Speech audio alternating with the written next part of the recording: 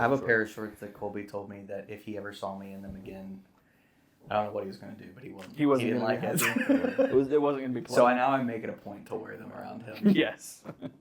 Of all people to say something about clothing choices. Yeah, of all, yeah. Colby, you know Colby, right? Oh, yeah. Yeah, he makes interesting choices. He does. With life, Not with just attire. not just with attire, it's just in life. This is the best intro ever because it's just us, like, just Actually, Colby. rating on previous I have guests. so many things. Like, if we want to, if you throw pictures in there, I got some great pictures of Colby. Cornhole at Stonehenge. That was so people know what we're talking the about. last episode.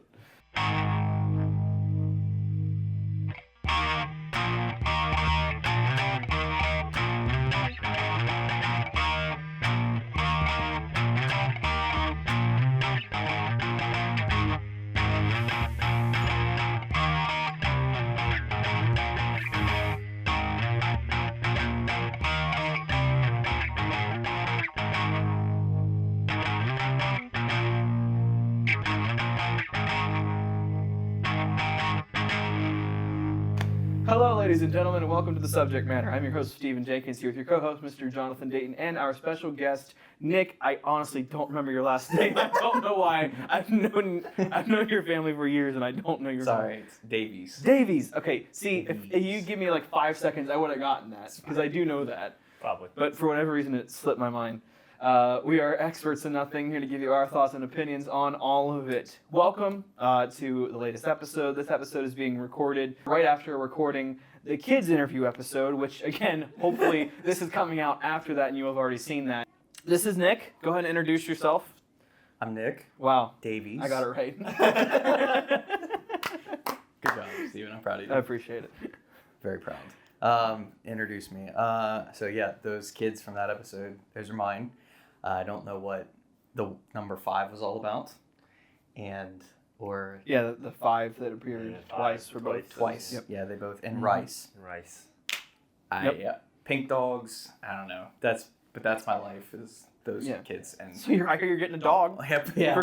Christmas. Dog and pigs. They're and gonna another be, baby. and another baby. Yeah, they're gonna be very Amazing. disappointed in not getting a dog and instead getting a sister. So Disappointed. it's coming up in a month from when we're filming this. So, yeah, Very soon. very good. I'll have 3 children. It's crazy. Yeah. I'm And a dog. excited. I am excited. Are you ready? I'm like, it's just such a different change. We're going from 2 to 3, which I've What? always heard people say is like, you're going from man to zone. So like, now we have to, if one of us is going to have 2, while one of us has 1, it's going to Well, one of you is going to have 3. You know, be, right, yeah, that's Nicole because she stays at home. It's great. I get to go to work and escape that. You go to work and you fix things. I go to work and I fix things. I don't know what things, and I pay money. You pay money. Pay You go to money. work and you Pay pay money. money. to work. So what? We have no topic for this, by the way. This was sort of impromptu. So what do you do actually? at So work? I know the answer, Yeah, but I work at Smart Choice Computers. So I do sales, marketing, and all the front of house stuff. So inventory, auditing. We developed a new program recently called Smart Shield. It's nice. just launched, and we had a goal to sell 40 by the end of August. We started at the end of July, or 50 by the end, and we've already hit that. We still got a week and a half left of. Yeah, so Very the good. pilot program is going really, really well. Boss is happy, so That's I good. helped design that. So Excellent. I do a little bit of everything there. He fixed my He computer. fixes things. I took it to the back so that somebody else could fix it. And Austin He fixed enabled it. it. We'll cut that part. Yeah. Austin fixed it. Austin did good. He's our That's good. custom build guy. Excellent. So you like computers then? You enjoy doing that? Yeah, it's not like if I didn't get my degree in something else, I would have gotten it in that. So Makes sense. I do enjoy computers. It's fun. So what's your actual degree in then, if you don't mind me asking? So I have a degree in youth ministry, theology, and apologetics. Gotcha. So Basically the that's- same thing. Very close. Yeah, Basically the yeah. same It's thing. just one. Yeah, definitely in the same field. Yeah, I was pastor for 4 years, youth pastor. Gotcha. But then I worked in sales at US Cellular, and now I'm at Smart Choice. All within that same So- vein. It is actually funny because I've known multiple youth pastors and many of them have like all had somewhat of a background in media and sales and tech for whatever reason. That seems to be a fairly common theme. Not Yeah. quite sure why. I don't know either. Obviously ministry is a calling, but then you also have, and I also see, a lot of youth pastors either transition from a job to ministry or from ministry to something else. Sure. After a while. Yeah, It's usually tech related. I Typically tech or sales. yeah, I like sales though. I mean, I took a lot of stuff that I learned in college and in ministry to apply to that. Sales So goes anywhere. Like you the have- number one thing you can learn, I think that I tell people is you got to do a sales. And I don't have sales experience, but you had to do a sales job, and that sales job can lead to other opportunities Yeah. down the road. Sure. I've learned so many valuable skills, and now I'm training all the people at Smart Choice in sales too. Right. So what I learned in my year and a half at US Cellular has been like invaluable Mhm. for ministry application and other job application. Like it's been super Mhm. helpful. What do you think's one like major takeaway that you've had from all that? From From US Cellular, like sales specifically, um or you can list multiple if you can't think of Sure. any one specific. I would say like what has worked for me is just being like authentic. Mhm. It's like I don't try to be like talking on the phone like I'm a telemarketer or trying to like fit this certain bill of expectation. Like I'm not a corporate person. Yeah. That's I don't act corporate. Certainly don't fit into that bill at all. Mm-hmm. So I've just always been myself, and I've taken what I learned and how to sell and let that be the skeleton for behind who I am. I still keep Mhm. me, and just being real with people. Like every product's not for every person. Like Sure. you got to be able to cut your losses. Like not every single person out there is going to buy every single thing that you try to sell them, but you figure out what they are going to buy Mhm. and what they would need. Sell them. I feel That's like it. I would take it personally. Because I would Steve be like, dang, I thought it was wrong. going to go really well, and they didn't buy anything from me. I could see you doing that. You got to be able to take no. Yeah. Like I hear it all the time. Like, so we've been doing we've been calling some of our already current customers to introduce this new program to them, and I have people pick up the phone and they're like, "Who is this?" Oh, I'm yeah. like, "This is Smart Choice," and they're like, "Oh, hey, how's it going?" Like, tell them I'm selling them a product, and they're like, "No, I don't want it. Yeah. Bye." Or they just hang up on me. Yeah. I mean, when I was at US Cellular, it was a totally different environment than what I'm at with Smart Choice. I mean, I got cussed at, finger to my nose, spit at, slammed on my desk, throwing stuff around. Like I had to kick people out of the store. Mm-hmm. It's not like that where I'm at now. We have a really good reputation with our customers, but in sales, It's also yeah. I think you get that. Oh, it's terrible. corporate like chain versus more small businesses. Mom There's and a pop. difference. There's still people that are irate in both fields, but I feel like it's a little different. Yeah, in the almost year that I've been at Smart Choice, I've had one person lose it, and it was like a daily occurrence at US Cellular. Yeah. Oh yeah, Daily. Oh, I believe mean, that. it was. I was probably one of those people that walked into US Cellular at some point when I was younger. Right. Was mad. I had somebody. Or AT&T now and was mad. I had somebody that was in our store for 2 hours, just losing it. 2 Mhm. hours, to the point where like we were after hours at this point, and there were probably about 13 customers still left in the store waiting to be jeez. served. Where it's 9 That's o'clock. rough. Oh, And when I got this guy to finally leave, my regional manager had called me on the boss and told me, if you need to kick him out, kick him out. Call the cops if you have to. Whatever you got to do, get this guy out. So I got him out without having to cause a scene. And then I literally got a standing ovation from the rest of the customers in there because they were so happy he left. It's awful. We dealt with that all the time, but it gives you thicker skin Yeah. when dealing with like the everyday public. I imagine too, it's also difficult, like you said, at a chain like that, because you have, not only do you have like the rules you got to follow, protocol and things like that, you have at any place, but a lot of those are set by the higher ups, so you can't like immediately contact them for assistance in, Right. hey, can we not change the rules, but what can we do for this person? Whereas I imagine at a more local business, it's like the higher ups are right there. Yeah. You know what I mean? They can at least help and I have mitigate control some of that. Right. over my little sphere at Smart Choice. Mhm. Whereas like there was so much out of my control at US Cellular. So I couldn't make those changes. Where I could, I did what I could to make sure that the customer was satisfied and that we were doing the right thing by them. There were times where I couldn't. I just couldn't. Yeah.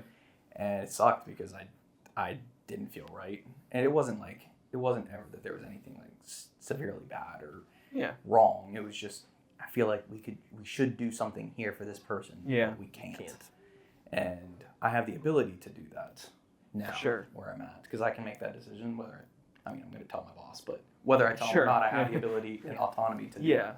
that. That's the problem with like corporate America today, like, and I'm in that, but not nearly as in depth as what other people are. But like the money, so like big companies, if you want to make a lot of money, it's a big corporate job. You have to work your way up the corporate ladder, but you are governed by other people choosing what you do and what you say pretty much on a daily basis to get there. Yeah. But it's a smaller business. There's a lot more autonomy, but typically, again, you're not making nearly as much money. The growth is a lot different, a lot more challenging, and so it's a trade-off. And no one can tell me that there's a happy medium. This is what you need to do, and to make it happy all the way around. You can't. There's always a trade-off, one way or the other. And even if you shoot for the middle, there's still obviously trade-offs either way. But and I work in the nonprofit world, but there's a very large nonprofit in this country. Like their CEO, it's like $8-9 million, and it's like, but it's the corporate world. I mean, that's the deep pockets. This is what you're gonna do. This is what you're gonna say. But then you get a smaller job that does basically the same mission, but just on a very, very smaller scale. With 10 employees, you're making bucks on the dollar or pennies on the dollar. It also makes a difference with region too. Some regions they're just different, and you have your corporate policies that are supposed to apply to everybody, but every place is different, and sometimes those policies are just they don't work for certain areas. There's no cookie cutter. Right, exactly. So But they think that there is, and there has if it works here, it has to work here, and it's just not the case. Right. So here's a dilemma, not really a dilemma, but a question and a thought that I want your opinion on. So depending on, and Stephen, you mentioned region. Mm-hmm. You work in New York City, you're gonna make a higher wage because the cost of living there is typically higher. Rent's higher, food's higher, gas is higher, etc. Right. You live somewhere in the rural area, you can make a lot less money, but cost of living's cheaper, rent's cheaper, food's cheaper, gas is cheaper. But the one thing that still bugs me is the middle portion. If you want to travel, the plane tickets are pretty much the same. Vacations, if you go to the beach, are going to be the exact same. Like there's a middle area too that doesn't matter where you live, it's the same amount. So where do you find that? I don't know really where my question is going here, but do you see that, and do you think that wages should be changed? Structure how corporate America or America has wages set up should be changed, or does it make sense the way they're set up? It's a really awkward question. I don't have an opinion because I've never worked in corporate America. I mean, well, it's not even corporate America. Like your job, you're making less money here than you would be making in Los Angeles. But for the cost of living there, it's different. But the stuff that you do, the fun stuff that you do, is the same. If you want to go to Topgolf there versus Topgolf here, it's the same. You want to go on vacation to Tahiti, you're paying basically the exact same to get there and stay there. So yes, the living portion is the same for the cost. There's differences there, but everything else that you do, it's the same. Movie theaters. Yeah. Everything like that. I don't know that it is completely the same though, because there are variations. Like, I mean, maybe not quite to the same extent, I guess, that you're talking about. But I mean, going to see a movie out in LA is probably going to be slightly more expensive. Well, maybe not. It actually might be cheaper because there's more competition out there. For example, our area has one theater, so it might be cheaper out there to go to a movie than it is to go see a movie here because they have to have competitive prices. But I don't know. Well, I guess the point I'm getting at is what I've like working in rural healthcare. What I find like frustrating is like a farmer, like they're making significantly less money for the area that they live in, but then when they want to go do certain stuff that someone else is making a lot more money, it costs them the exact same. Like if they wanted to fly to Iceland, or something like that, like. It's costing the exact same as it would if you're someone making double them somewhere else, but they're only making less because it's the area they live in. Right. It's a nationwide service, or if you will, like a broader service. And people can say that it balances out in the end, but it really does. I mean, in my mind, it really doesn't balance itself out. I don't have an opinion because I don't know for sure. I mean, I have to see the numbers. would think that it probably does balance out, though, to an extent, because the cost of living is that much higher. Maybe. I mean, I don't know. I don't know if grocery prices are worse in bigger cities. I don't know if that's the case or not. I mean, I know rent and probably utilities is going to be a lot higher. I mean, even an hour and a half away in Frederick, my sister's looking to move down that way. It's rent there is like triple what it is here. Right. And that's not even Oh, necessarily even in a big city. It's near it, but it's not in it, and it's astronomically higher. So than what's it your is question? here. I guess I still don't completely I don't. understand. Are you It's saying not that really, it's not really a question. It's more of a thought. Like, do you? Yeah. It's like, I vision. I can see. We don't gotta get off on a financial tangent here. It's not really that exciting. But like, there's so many differences in how things are structured across America that people, for years, have thought this is like the right way we should structure pay and salary and rent and this and cost of living. Mm-hmm. But we can kind of see that everyone complains on the daily. Yeah. So do Right. we think it's still correct, or do we think that the whole system needs to be overhauled? I mean, I think there's a lot of things in the system that need to be overhauled. Yeah, but I mean, But- just specifically, just like wage and living and. I mean, I would say like myself is, so I'm sure my boss makes a lot more than I do. I hope so. Right. He I should. mean, it wasn't. Right. But he should, right? Minimum wage, triple, 6 figures. Right. So, and I'm thankful I don't make, just minimum wage. I mean, I make enough that I'm able to support my family. I'd like. To buy a bike. I would love to make more, but I don't know if my position really warrants more. Money. And so that's one thing. That's a perspective I have that I don't think a lot of people have. No, I'm not like patting myself on the back, but like you got to realize that not every job deserves 6 figures. Like the owner of our business puts in a lot of work, but he also created the business. He's the one that went out on a limb to make it happen, and he's the one that has to sit up all night worrying about whether or not he's going to be able to make payroll or pay the water bills, things like that. So like he has significantly more responsibility that he has to deal with on a daily basis. He has a lot more of the risk. It's He has a lot more it's risk. the same way with the conversation about minimum wage. Like minimum wage should be higher across the board, but does every job warrant Right. minimum wage? Mm-hmm. Right. I think there's probably a lot more jobs out there that are paying minimum wage than maybe shouldn't. However, those businesses, and especially small businesses like ours, would struggle if we raised minimum wage. Exactly. So then Yeah. we would go under, and it would be all corporate America, which we already kind of talked about. Sucks. Like Right. and that's what I really genuinely feel like that's what would happen, because it's already a struggle day to day. And we're thankfully, like, we have a really good business and we have a good reputation around, for the most part, that I've ever heard. So They have one really bad staff employee. it's me. Who works in sales. Yeah, the one guy in sales. Yeah, but no, I don't think that every job warrants $15 an hour. Well, It can't. I see an argument. People are like, people say minimum wage should be minimum cost of living. Well, I see that, but part of the problem is that, again, you're doing a blanket cost of living for the entire nation. The nation has severe differences in cost of living. So when you're telling smaller towns where the cost of living is lower, Yeah. that they have to raise their minimum wage to match Los Angeles's minimum wage, well, that's going to be way harder on them.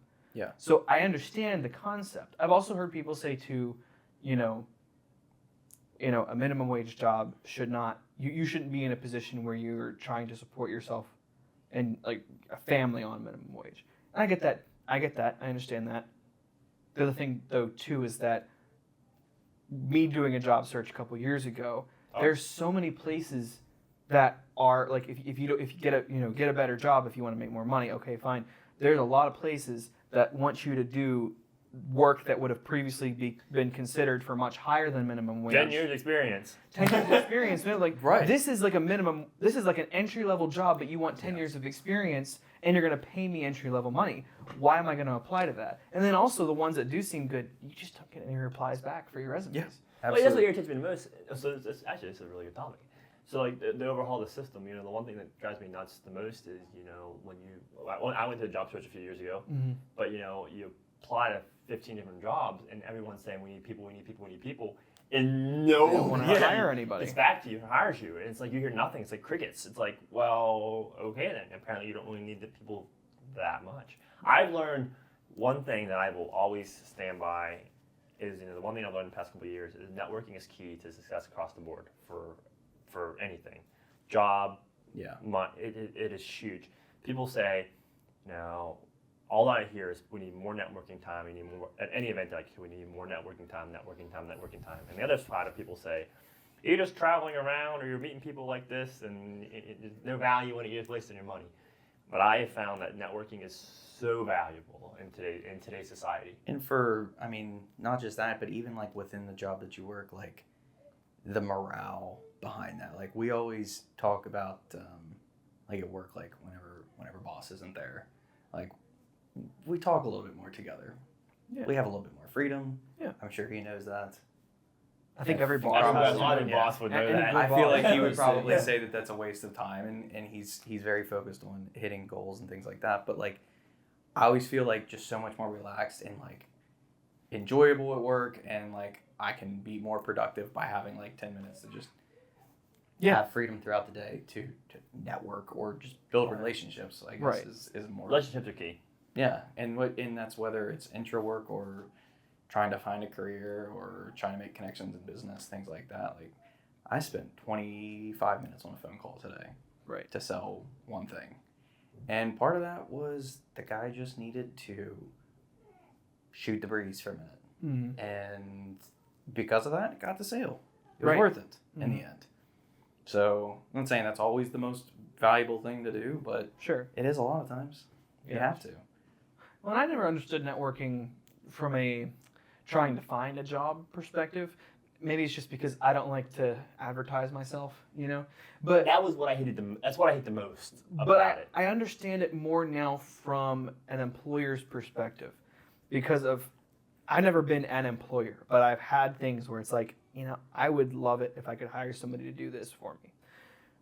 Who am I going to go to? Am I going to go online and send out hey, I need this job done. Is there anybody out there who can do it? Or am I going to talk to this person that I've known for a couple years now, even if I don't know them that well? Yeah. But if I know them enough, I can say, hey, Do you want to do this? do you want to do this? I know you can. You want to do that. I'm going to be 10 times more likely to do something because even if I don't know if it's the best option, it is still a known entity and it's much less annoying and even sometimes Unknown. anxiety inducing than to choose something Yeah. that you don't know. I always hated going somewhere and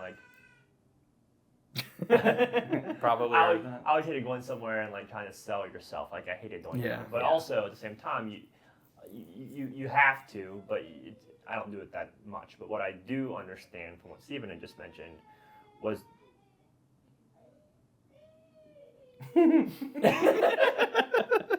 there's I don't know if you can hear that or not. That'd be funny. If you can. there's value in networking for yourself and your employer. Yeah. Like if you bring in a new connection that might help you out, that's great. But if you bring in a new connection too, that might help your employer out. There's value in that because that person might then lead more business for the company. When the company grows, you end up getting more. So it's kind of both ways. But like I think everything is relationship. It's just relationship based. Where no one goes anywhere just by just themselves. Yeah. Some people will say they're homegrown and they did this and they worked up to the ranks themselves. Yeah, but you had help along the way. You have to Yeah. have people. It's who you knew, who you talked to, who was friends with you that helped you get to where you're at. It's not everything, but it's a big portion of it. But Yeah, absolutely. Yeah, some of it is nepotism. There's a side to it Yeah. sometimes. Yeah, I mean, But also, like I said, That's how you got to where you- It's also it's also easier. It is easier to choose something that you already know. It's more convenient for you, whether it makes it right or wrong. No. Sure, there's some times where it's like, well, I like this person more, so I want to, even if they're not as qualified, I want to give. There's some of that, but most of the time, I think it's just convenience. I don't want to say like I don't care about nepotism, because like there's some scenarios where like I think it's a hurt rather than a help. Yeah, But, like, absolutely. It doesn't bother me as much Yeah. as maybe it bothers some people. Like, this is the child of that Like, I want to be able to pass something on to my son, Absolutely. my daughters. Like, I want to be able to pass something on to them. I mean, if I had the opportunity to spend a lifetime with them so far, talking about this company that I built, and they see my passion for it, like, and it's not just a passion for money, but like I impart first to them the passion, then I can see why that would be like I'm cool with that. Like I don't, it doesn't really bother me because like they're taking the torch and carrying it along with them. But if it's just like the kid doesn't care and they give him the job anyway just to do it, then that's a problem because it's hurting the company itself. You're hurting yourself. Or even if they're passionate about it, but they're not good at it. Yeah. Like if they suck, they suck. Yeah. I mean, that's just the reality. That's when it becomes an issue. But that's the issue there isn't the nepotism specifically. It's the promoting somebody who's not good at what they do. My name's qualifications. It's always goes down to qualifications. People in positions that aren't qualified to do those positions, regardless of nepotism or just, they know this person or they promise someone this, put people that are qualified in positions. It's the same thing with the equity conversation in America today, which I'm not going to get on a tangent about. Yeah. But we can go down that tangent. Just put quality, We'll be here just for put an the most qualified person in the position to do the job. I think that in itself shows equity.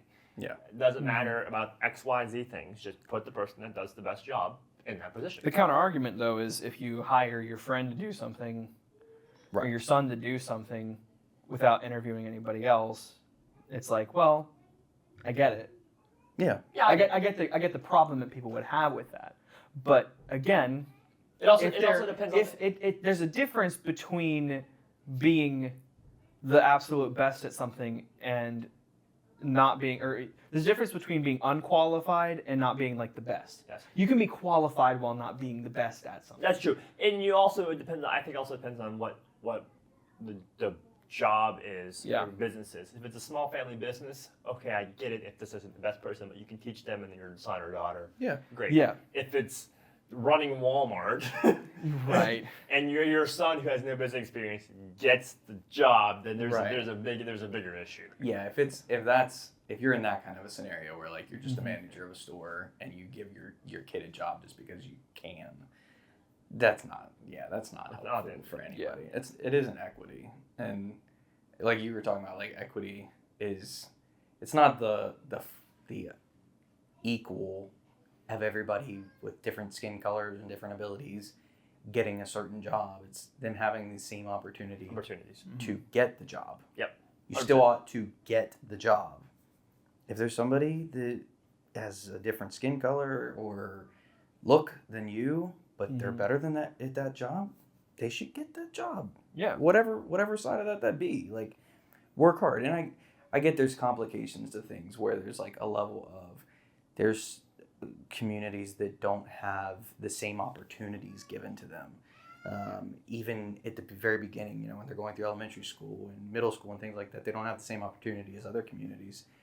But I mean, you see overcomers all the time that have paved their way or made connections. You work hard. I mean, I don't have a lot. I'm not making a lot now, but I'm thankful for what I do have, and I've made it work. One thing one of my professors used to always say was, he's like, there's 5 things you have to check off your list before you make a decision. 1, what does God's word say about it? 2, what does your prayer life say? What does your wife or your spouse say? What does your close family and friends say? And then lastly, if you make the decision, can you live with it? Can you deal with the consequences, good or bad?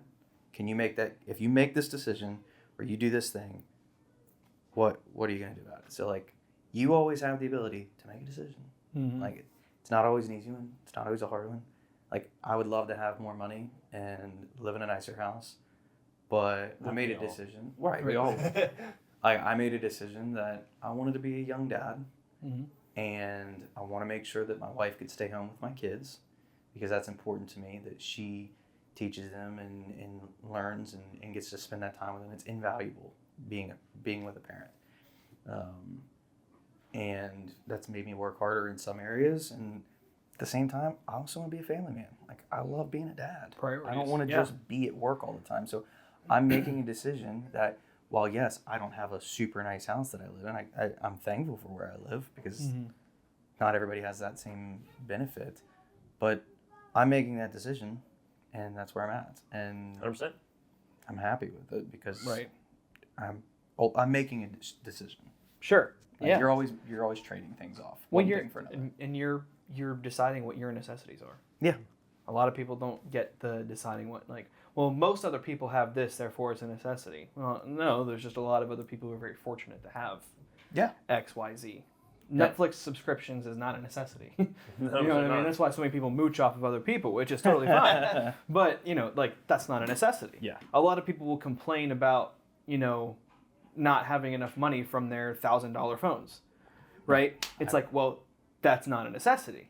I'm not saying that you shouldn't have it. I'm not saying that if you Right. can get it, you shouldn't get it. But you got to think realistically, what do you actually need? And that's why, like, okay, cost of living, that's where some of that comes into play. Like, what are your priorities? It's kind of like a running joke, like, for the price of a cup of coffee per day. But Right. realistically, a price of a cup of coffee per day is like a lot. $8. It adds up over Yeah. time. So, you have to make those decisions. I had a friend of mine. Well, a friend of mine who we met on Xbox, played on Xbox, and I just hadn't been on. I was doing other stuff, and I was like, man, I'm sorry, dude, I just don't have time.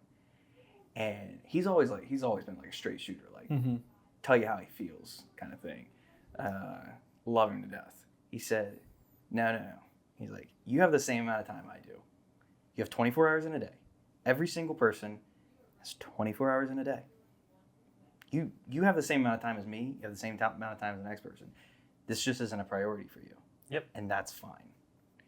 And like that is like totally. And I still catch myself saying like, oh, I don't have time for that. And what I mean by that is like I would love to prioritize that, but it's not a priority for Right. me. Yeah. And I- like people have to really, that's, this could go for another hour, but people really, the priority of what they're going to do is paramount. And I hear people all the time to say the exact same thing, I don't have time. Well, no, you do. It's just you choose, Priority. you just choose this over that. You choose sleep over this. You choose family over this. You choose sports over this. That's fine. There's no right or wrong there. It's just that you choose that over this. Let's be honest about what you're choosing. Yeah.